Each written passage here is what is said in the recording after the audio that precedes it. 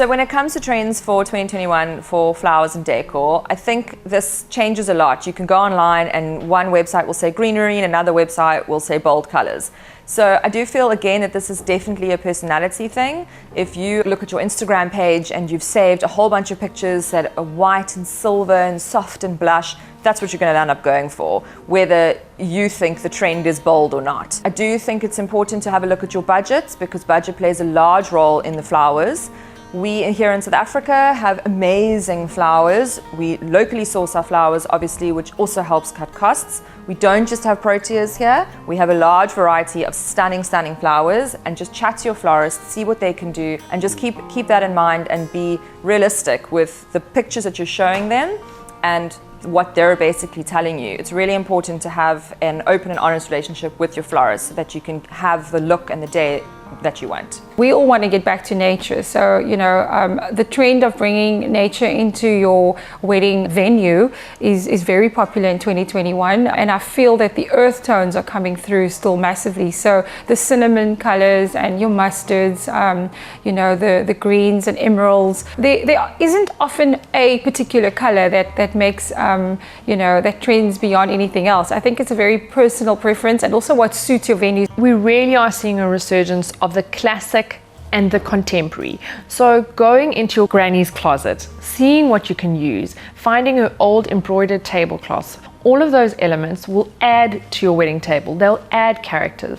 Layer upon layer of different textures will really add to the atmosphere of your wedding day. I personally see a lot of sleeves, a lot of off the shoulder, boho, very relaxed dresses. I'm not sure if it has to do with all the period movies that we see on Netflix. Obviously always a bride's preference as to what suits her body, but there's a lot of movement and shape in sleeves. So we're seeing bell sleeves, we're seeing detail on the sleeves, very light, so it can go from summer into winter. I'm also seeing pantsuits actually come in. We have a couple of brides that are wanting to wear pantsuits, and I think that's really cool.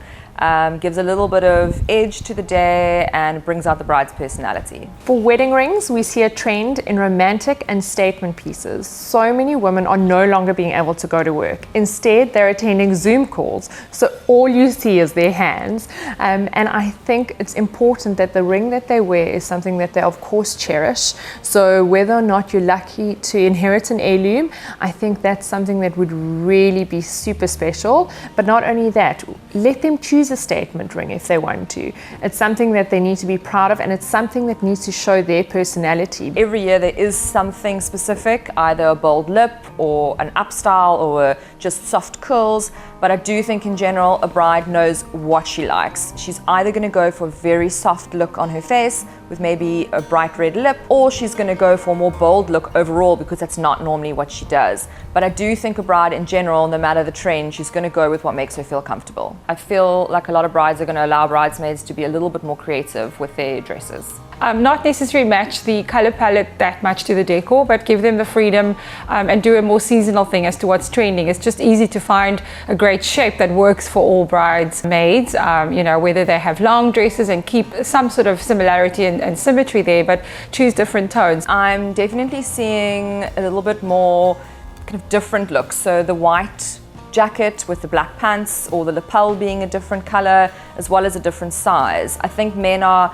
kind of focusing now on more tailored suits and something a little bit different compared to just the plain old tux. I think there's a trend towards getting a photo video team that are a combination. So, one company that does both photography and wedding videography, so that they can share memories with guests who aren't able to attend due to travel restrictions, or, if we need to keep the numbers low. A lot of people were pulled at one point to the more darker and moodier photographer, and I think there'll always be a place for that. But there'll also be a place for the lighter, brighter feel, and I think there's more than enough weddings to go around and couples to go around to choose both styles. Choose a photographer that captures moments where you're chatting to your friends and family, moments that we haven't been able to capture in the last year, moments that are unposed and really show true happiness. Specifically for older people, if you have a granny or grandpa that isn't able to come to your wedding, live streaming is the perfect way to keep them included in the day, to make sure that they're actually watching you live. It's not a video that they get 6 weeks later.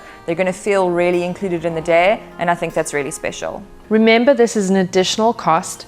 that videographers will have to set up a station specifically for live streaming your wedding. But it's so vitally important because all those that weren't able to attend will be able to now celebrate and cherish the day with you. Weekday weddings are very popular.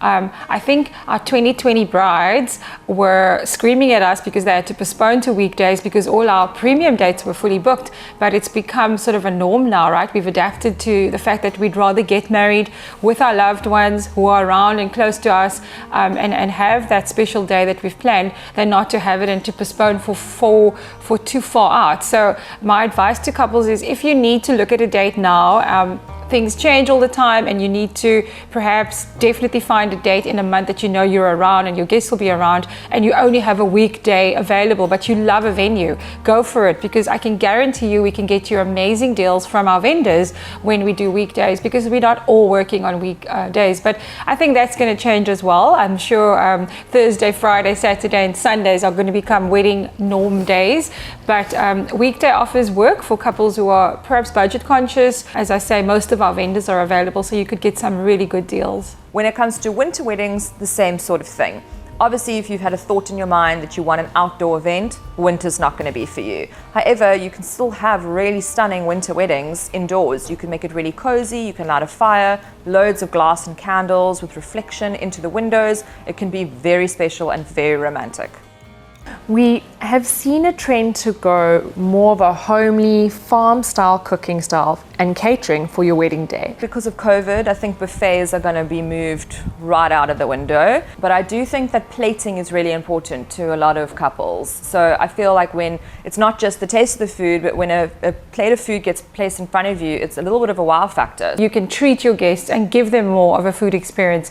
Interactive food stations are still amazing, where we have our chefs on duty and our assistants serving guests, so that we have less of the touch contact element. Locally sourced food is really important to a lot of our couples, and a lot of the time they ask what's grown on the farm or what's grown locally in the area that they're getting married. But when it comes to dessert, we've seen quite a few trends, because your dessert is very much part of your menu, where people opt to rather have perhaps a wedding cake and not include a dessert option in the actual menu with our chefs, and rather do a late night snack to give their guests something, before they travel back home. Live bands are always going to be something that couples ask for. They're a great way to bring all of the guests onto the dance floor and really get the night started. If you don't have a very large budget, you can bring a smaller entertainment option into the day. So you'll get a DJ for the rest of the day, basically from start to finish. And then we can always bring in something fun, like a saxophonist. He can jump onto the dance floor at about 10 p.m. and really get the guests going. It's always a lot of fun.